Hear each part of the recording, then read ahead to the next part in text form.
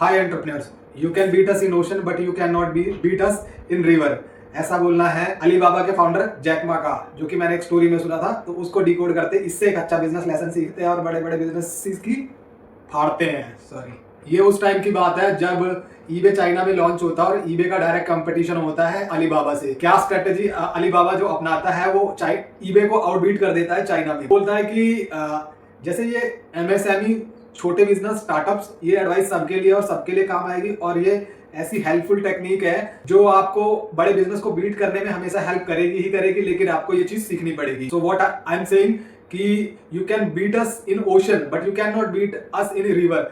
इसके कहने का मतलब है कि अगर आप किसी बड़े ब्रांड से और इस बड़ी कंपनी से टक्कर ले रहे हैं, भाई डायरेक्टली मत लो। जैसे सपोज मेरा कोई बिजनेस है and I am doing in Delhi, ठीक है, तो मेरे को पहले अपने क्षेत्र में, अपने एरिया में जितना भी 5 किलोमीटर 10 किलोमीटर वहां पर बेहतर होना है। एंड आप वहां पर बेहतर इसलिए हो सकते हैं क्योंकि आप उस जगह पे रहते हैं, तो आपको उस जगह का मालूम है। तो इसी तरह से उसने करने के लिए बोला है। जैसे ईबे और अलीबाबा का टक्कर है, तो ईबे बहुत बड़ी कंपनी है, वो पूरा ऐसे करके चाइना पे एक साथ काम करेगी या 10-15 रीजन पे एक साथ काम करेगी। लेकिन अलीबाबा क्या है, एक छोटा स्टार्टअप है उस टाइम पर, और they are trying to fight in all China. पहले आपको अपनी सिटी को इतना मजबूत कर लेना है, if you are small startup और एमएसएमई, कि मान लो कोई भी बड़ा ब्रांड है भाई, उसको 100 चीजें देखनी होती है, इधर का देखना होता है, उधर का देखना होता है, इधर की मार्केटिंग, तुम्हें पता है दंगे भी हो जाते हैं तो फैक्ट्रीज में, वर्कर्स में। तो एक बिजनेस, बड़ा बिजनेस 100 चीजें मैनेज कर, आप लोग उनको बीट कर दोगे इस तरीके से कि वहां का मार्केट समझ करके। जैसे इंडिया की बात करें, इंडिया में आप तमिल में जाओगे, वहां पे अलग लोग हैं, अलग रहन सहन है, वहां के लिए आपको अलग स्ट्रेटेजी रखनी पड़ती है। जैसे कि ये अपना हॉटस्टार है, हॉटस्टार क्या करता है, तमिल, गुजराती, डिफरेंट लैंग्वेजेस में मैचेस दिखा रहा है। क्यों दिखा रहा है डिफरेंट लैंग्वेज? क्योंकि डिफरेंटली टैप किया जा रहा है और टैप करना आसान है उन लोगों को। इसी तरीके से पहले आप छोटी सिटी में, अपनी सिटी में उनसे टक्कर लीजिए और उनसे बेटर होइए। काम करते हैं वो एक बड़े लेवल पे काम करते हैं, वो छोटी चीजें जो है ना वो लोग मिस कर देते हैं। लेकिन जैसे आप एक रीजनल ब्रांड है तो आप वहां पर वो चीजें मिस नहीं करते। और ऐसा कई बार, मतलब ऐसे बहुत सारे उदाहरण है, आप देखेंगे कि एक रीजनल ब्रांड है, रीजनल ब्रांड क्या करता है, बाहर से आए हुए बड़े ब्रांड को अपना मार्केट शेयर लेने नहीं देता, क्योंकि उसको मालूम होता है कि ये चीज काम कैसे करती है। मैं बोलूंगा कि भाई इस तरह से काम करो कि जैसे कि अलीबाबा को ये पता था और उसने पूरा कॉन्फिडेंटली बोला है कि उसको पूरा पता था। अभी जहां पर हम तुमसे कंपीट करने वाले हैं वो एक रिवर पे करने वाले हैं, उस रिवर में तुम आओ। कोई भी बड़ा मगरमच्छ,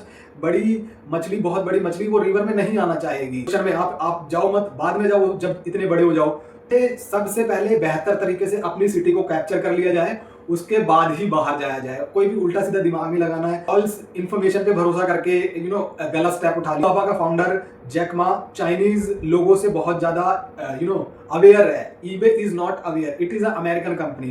कोई बाहर से आता है उसका दिमाग ऐसे भी रहता है कि वो अमेरिकन की तरह ही सोच सकते हैं, इसीलिए ये चाइनीज लोगों को हायर करते हैं कि वहां पे बिजनेस बेटर हो सके।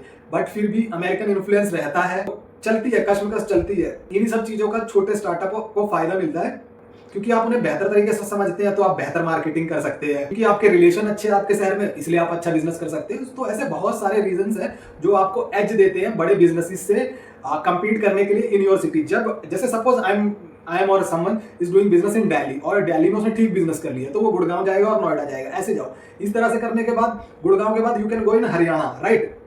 इस तरह से काम कीजिए। और एक बार जब आपके अंदर ये समझ पैदा हो जाएगी कि रीजन पे कैसे ब्रांड बनाया जाता है, कैसे काम करा जाता है, कंपनी बनाई जाती है, तो आपको ये समझ में आएगा। आप जाओगे तमिलनाडु में, आराम से अपना बिजनेस बना लोगे।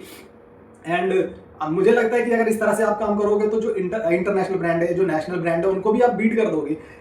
मेरा फोकस इसी चीज पे है कि छोटा रह के, कम पैसे हो करके और छोटी टीम हो करके, थोड़ा अनप्रोफेशनल्स हो करके भी आप कैसे बड़े ब्रांड से टक्कर ले सके। सिखाने का तरीका है, मैं ये नहीं कह रहा हूँ कि ये स्ट्रैटेजी अपना लो, वो स्ट्रैटेजी अपना लो। मैं डायरेक्टली यहाँ से जो काम कर रहा हूँ, वो अगर मेरा कोई एंटरप्रेन्योर देख रहा है तो डायरेक्टली मैं उसके माइंड पे हिट करना चाहता हूँ कि एक बार आप सोचना सीख जाए कि किस तरीके से काम हो रहा है, किस तरह से।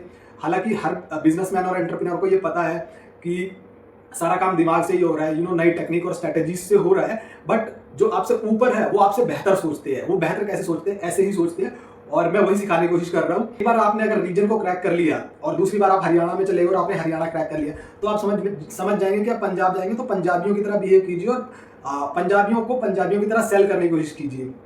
And once you have cracked it, the game is over for your competitors. Thank you very much for watching this video, Deepak this side, and you have any question, please comment down.